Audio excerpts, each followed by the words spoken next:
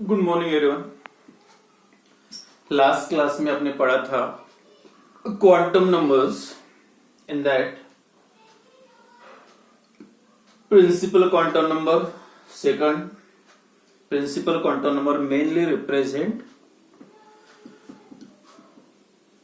represent the main shell to which electron belong, यानी कौन से मेन शेल में इलेक्ट्रॉन प्रेजेंट है, मतलब that number for a main shell. जैसे n is equal to 1, then electron present in K shell, n is equal to 2, electron present in L shell, and so on.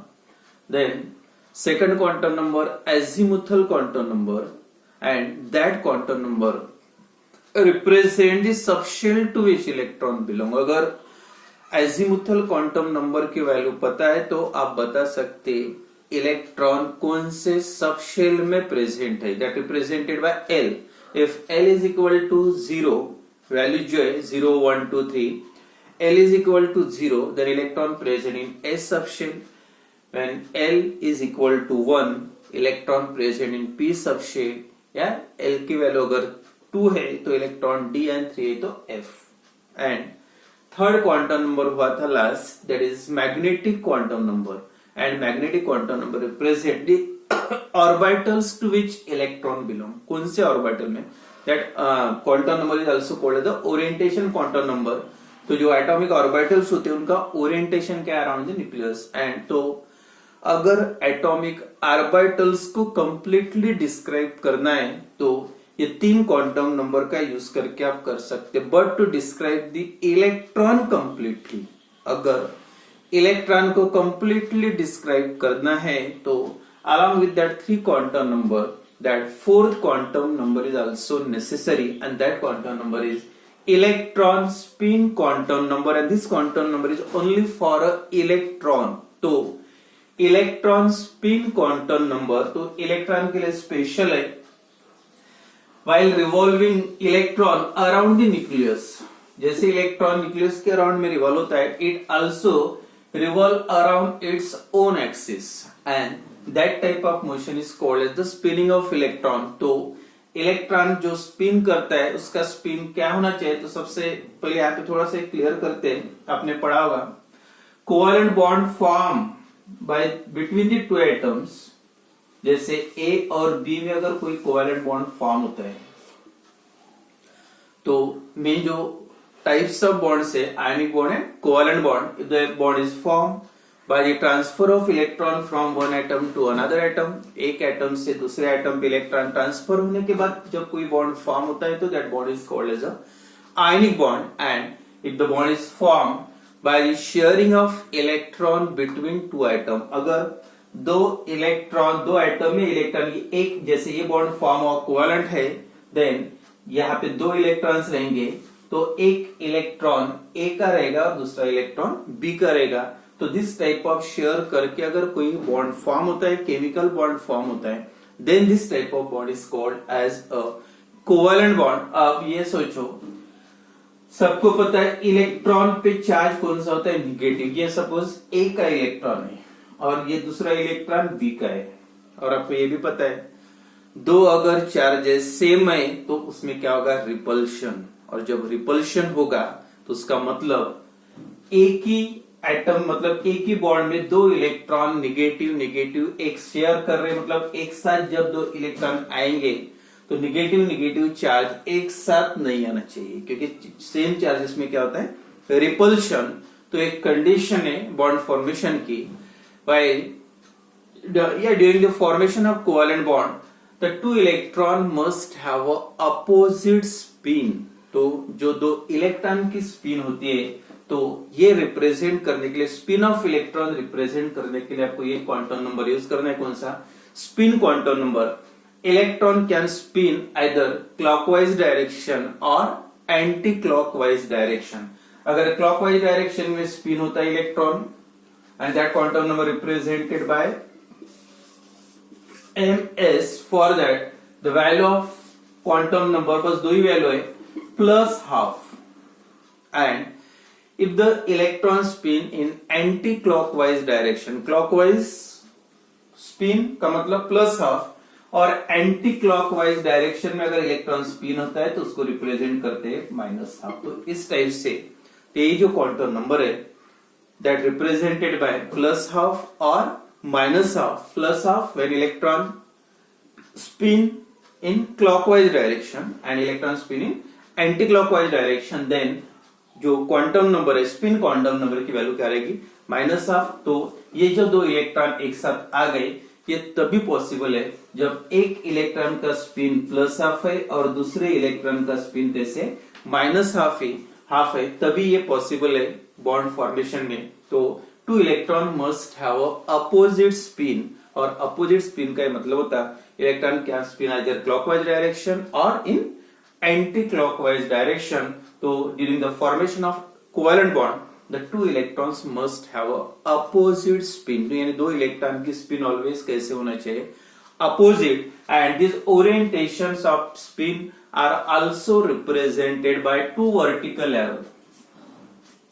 दो जो represent करना है जैसे +12 -12 की जगह पे आप ये भी यूज कर सकते हैं, two vertical arrow, one pointing upward, अगर अपवर्ड डायरेक्शन में पॉइंट कर रहा है तो that is for clockwise spin, and another pointing downward direction, एक नीचे की डायरेक्शन में और दूसरा ऊपर की डायरेक्शन में, मतलब दिस अपवर्ड डायरेक्शन का रहा तो उसको बोलेंगे आप clockwise spin, and downward direction में रहेगा तो it is called as the anti clockwise spin. And when two electrons have a same spin then this type of spins are called as the parallel spin. और जब भी parallel spin रहेगी मतलब दोनों +12 रह गया दोनों -12, तब दो इलेक्ट्रॉन कभी एक साथ नहीं आ सकते। तो two electrons must have anti parallel spin रहा तो बॉन्ड फॉर्म नहीं होगा, और अगर एंटी पैरेलल स्पिन है तो then only the formation of covalent bond takes place when sharing of electron takes place between the two atoms. तो this orientation of spin is represented by two vertical arrow, one pointing upward for clockwise spin and one pointing downward for anti-clockwise spin। और कोई भी atomic orbital में, जैसे atomic orbital बाद में पढ़ना है, तो that atomic orbital must accommodate maximum 2 electron, यानी एक एटॉमिक ऑर्बिटल में ज्यादा से ज्यादा कितने इलेक्ट्रॉन हो सकते हैं 2 electron, and this 2 electron must have a opposite spin, और वो 2 इलेक्ट्रॉन का स्पिन जो है वो कैसे होना चाहिए that is opposite spin, otherwise एक साथ 2 इलेक्ट्रॉन रहना पॉसिबल नहीं है। तो maximum 2 electrons accommodate in the atomic orbital and these 2 electron must have a opposite spin, यानी 2 इलेक्ट्रॉन्स का स्पिन जो कैसे होना चाहिए ऑलवेज अपोजिट, क्योंकि अब तीसरा इलेक्ट्रॉन उसमें ऐड करते जाओगे, करना चाहोगे अगर ये बॉक्स में, तो एक तो उसका स्पिन क्लॉकवाइज होगा या एंटी क्लॉकवाइज होगा या एंटी क्लॉकवाइज होगा तब इससे मैच होगा, एंटी क्लॉकवाइज होगा तो इससे मैच होगा, और सेम हो जाएगा, और सेम का मतलब एक साथ नहीं हो सकते। तो ये जो प्रिंसिपल है ये भी याद रखो शॉर्ट में, that principle is also called as the Pauli's exclusion principle. Pauli's exclusion principle क्या स्टेटमेंट इसका, स्पेशल उसी में दिया है, atomic orbital can accommodate maximum 2 electrons, यानी एटॉमिक ऑर्बिटल में मैक्सिमम कितने इलेक्ट्रॉन हो सकते हैं 2, and this 2 electron must have opposite spin, यानी 2 इलेक्ट्रॉन का जो स्पिन होना चाहिए वो कौन सा होना चाहिए opposite spin, one clockwise and another anti clockwise. बस इतना ही क्वांटम नंबर में कौन सा spin quantum number, this quantum number represent the spin off electron. तो इलेक्ट्रॉन कौन से डायरेक्शन में स्पिन करेगा वो रिप्रेजेंट करते हैं, उसके 2 ही नंबर है +12 -12। जब भी 2 इलेक्ट्रॉन एक साथ होंगे तो दोनों इलेक्ट्रॉन का सेम स्पिन नहीं होना चाहिए, अगर सेम स्पिन होता है तो उसको पैरेलल स्पिन बोलेंगे, और अगर अपोजिट होता है तो एंटी पैरेलल स्पिन बोलेंगे। और जो उसकी जो वैल्यूज होती है for clockwise spin that is +12 and for anti clockwise spin that is -12। तो ये हो गए चारों quantum number. And then next जो इंपॉर्टेंट टॉपिक है शेप ऑफ एटॉमिक ऑर्बिटल्स। जो एटॉमिक ऑर्बिटल्स होते हैं एटम के अंदर उनका शेप कैसे रहेगा,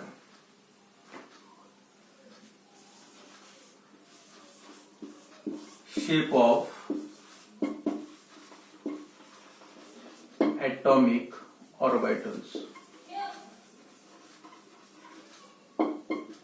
थोड़ा सा ये क्लियर करके बड़ा एटॉमिक ऑर्बिटल्स आपने इसके पहले पढ़ा है। ऑर्बिट्स, ऑर्बिट्स क्या है?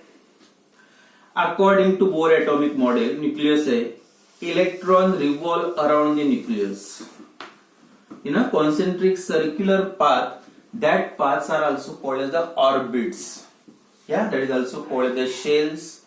Yeah, energy level, yeah, energy state, stationary level, stationary energy state, yeah, stationary allowed energy level, and that is also called as the orbits. जहाँ इलेक्ट्रॉन रिवॉल्व होता है अराउंड द न्यूक्लियस, और उसमें electron जो होता है ऑर्बिट में, first orbit को के शेल बोलते, सेकंड को L, number of electron is equal to 2n² वगैरह पता है। फर्स्ट ऑर्बिट में होगी तो 2 इलेक्ट्रॉन, 2 8 18 ये वाला। तो ये हो गए orbits according to Bohr atomic model. According to Bohr atomic model, electron revolve around the nucleus in a concentric circular path, that is called as the orbits. अब सेकंड जो पार्ट है ऑर्बिटल्स। ये ऑर्बिटल्स क्या है? जो मैंने बताया था, मेन शेल को अगर आप डिवाइड करोगे तो subshells and again subshells are divided into orbitals. तो सब शेल के अंदर और जाओगे तो सब शेल्स को डिवाइड करने के बाद क्या मिलेंगे आपको? ऑर्बिटल्स। तो ऑर्बिटल्स मतलब अराउंड द न्यूक्लियस। ये अगर न्यूक्लियस है एटम की,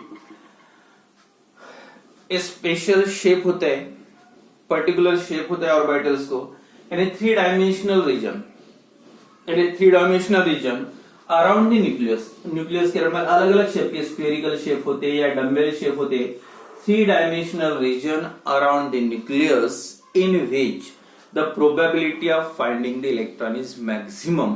जो न्यूक्लियस के सराउंडिंग में जो एक रीजन होता है, स्पेस होता है, जहां पे इलेक्ट्रॉन डेंसिटी ज्यादा होती है, प्रोबेबिलिटी ज्यादा होती है इलेक्ट्रॉन फाइंडिंग की, that space, that region around the nucleus, that is called as the orbitals. 3-dimensional region around the nucleus, या 3-dimensional space around the nucleus in which the probability of finding the electron is maximum, that is called as the orbitals. तब कौन कौन से रहेगा, shape क्या रहेगा बाद में क्लियर होगा।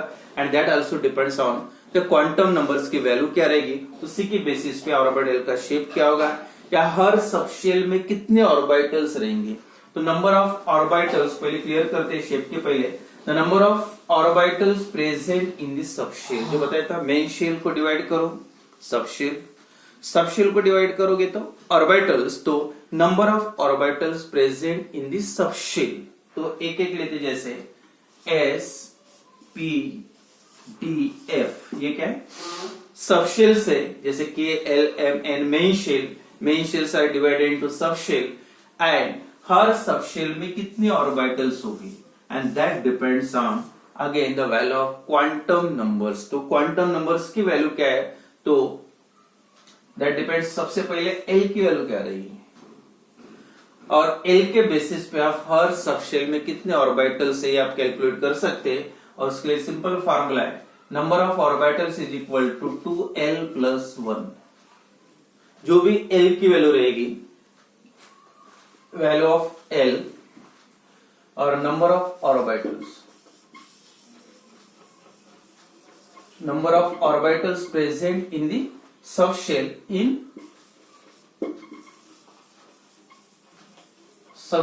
Is equal to 2l+1। ये फार्मूला याद रखो। वैल्यू ऑफ एल, तो पहले सबसे पहले subshell S P D F, value of L S के लिए 0 0 1 2 3, S P D F L की वैल्यू। अब 2l+1 की वैल्यू कितनी रहेगी, जितने ये नंबर आएगा, जितनी ये वैल्यू आएगी, that is the number of orbitals present in the subshell.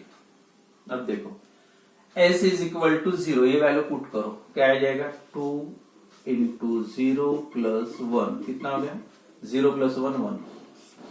तो याद रखो, only one orbital present in S subshell में सिर्फ एक ऑर्बिटल होता है। अब वो कौन कौन से, क्या है, उसका शेप क्या है, बाद में पढ़ना ही है। तो पहले क्लियर करो कितने ऑर्बिटल हर सबशेल में। s इज इक्वल टू 1 क्योंकि l 12 प्लस 1 की वैल्यू कितनी आ रही है 1। सेकंड p में देखो l की वैल्यू कितनी है 1। अब ये वैल्यू 1 पुट करो 2 इंटू 1 प्लस 1 कितने हो गए 2 इंटू 1 2 प्लस 1। तो p सब शेल में कितने ऑर्बिटल्स है number of orbitals present in the p subshell में कितने ऑर्बिटल्स हो गए 12 plus 1 मतलब 3 orbitals. The p subshell contain 3 orbitals. Then d l की वैल्यू 2 into 2 plus 1 कितने हो गए 2 into 2 4 plus 1 5। तो number of orbitals present in d subshell is equal to 5 and last 3 मतलब 2 into 3 plus 1 2 l की value 3 6 plus 1 that equal to 7। तो ये हो गए number of orbitals present in the subshell। s contain only one orbital, p subshell contain only 3 orbitals, d subshell contain 5 orbitals and f subshell contain 7 orbitals। तो ये हो गए number of orbitals या इसी की बेसिस पे जो नंबर ऑफ ऑर्बिटल्स होंगे और कौन से रहेंगे वो डिपेंड करता है फिर से ये जो कौन सा मैग्नेटिक क्वांटम नंबर लास्ट में पढ़े थे अपने स्पिन के पहले। मैग्नेटिक क्वांटम नंबर की अगर आपने वैल्यू लिख दी तो उसी के बेसिस पे आप डिसाइड कर सकते हैं हर सबशेल में कितने ऑर्बिटल्स प्रेजेंट हो सकते हैं। जैसे l की वैल्यू 0 है तो m की वैल्यू भी क्या रहेगी m is equal to minus L to plus L through 0। इसकी भी वैल्यू रहेगी एक ही रहेगी 0 m की वैल्यू। इसके लिए क्या रहेगी m is equal to magnetic quantum number की -1 0 प्लस 1 कितनी वैल्यू हो गई 3 एंड देयरफॉर 3 ऑर्बिटल आ गए। यानी जितने m की वैल्यू उतने वो ये फार्मूला भी है या डायरेक्ट आप ये भी निकाल सकते हैं। अगर l के बेसिस पे अपने m की वैल्यू निकाले तो उससे भी आप नंबर ऑफ ऑर्बिटल्स निकाल सकते हैं। जैसे m की वैल्यू d सबशेल के लिए l की वैल्यू 2 है तो m की वैल्यू क्या रहेगी -2 -1 0 प्लस 1 प्लस 2 कितने नंबर हो गए 1 2 3 4 5 1 2 3 4 5। तो 5 वैल्यूज है m के अंदर 4 5 ऑर्बिटल्स है एंड लास्ट जो है 7 का कैसे आएगा -3 -2 -1 तीन हो गए 0 प्लस 1 प्लस 2 प्लस 3 मतलब टोटल 7 ऑर्बिटल्स। तो ये थोड़ा सा क्लियर कर लो। The number of orbitals present in a subshell that equal to 2l plus 1 या डायरेक्ट आप कितने m के वैल्यूज आएंगे उसी के बेसिस पे भी निकाल सकते हैं। एंड देन जो नेक्स्ट पढ़ना है आपको शेप ऑफ एटॉमिक ऑर्बिटल्स। तो एटॉमिक ऑर्बिटल्स का शेप कैसे रहेगा और शेप के लिए भी that also depends on the magnetic quantum number. जो magnetic quantum number is also called as orientation quantum number. और ओरिएंटेशन क्वांटम नंबर क्यों बोलते हैं this quantum number gives the orientation of atomic orbital around the nucleus. यानी nucleus के around में ये जो एटॉमिक ऑर्बिटल का अरेंजमेंट कैसा रहेगा how they are arrange around the nucleus and therefore ये जो नंबर आता है उसी के बेसिस पे उसका ओरिएंटेशन है अरेंजमेंट है और इसी के बेसिस पे जो ऑर्बिटल का शेप डिपेंड करता है नंबर ऑफ ऑर्बिटल आल्सो। तो जैसे s ऑर्बिटल n की वैल्यू कितनी आती है 1 ही आती है। नंबर ऑफ वैल्यू 0 है लेकिन नंबर कितना एक ही है 0 है लेकिन नंबर 1 है तो एक ही ओरिएंटेशन। अब एक ही अरेंजमेंट एक ही टाइप करेगा। जैसे 2 टाइप का रहेगा तो न्यूक्लियस ये है 2 अपोजिट डायरेक्शन में जाएंगे। एक रहा तो सबसे स्टेबल कौन सा बनेगा स्फीयर या 3 रहा तो अलग 3 एक्सिस मतलब x axis y axis z axis. तो इसी के बेसिस पे जो एटॉमिक ऑर्बिटल का शेप या नंबर ऑफ ऑर्बिटल ये पूरा क्लियर करेंगे नेक्स्ट क्लास में।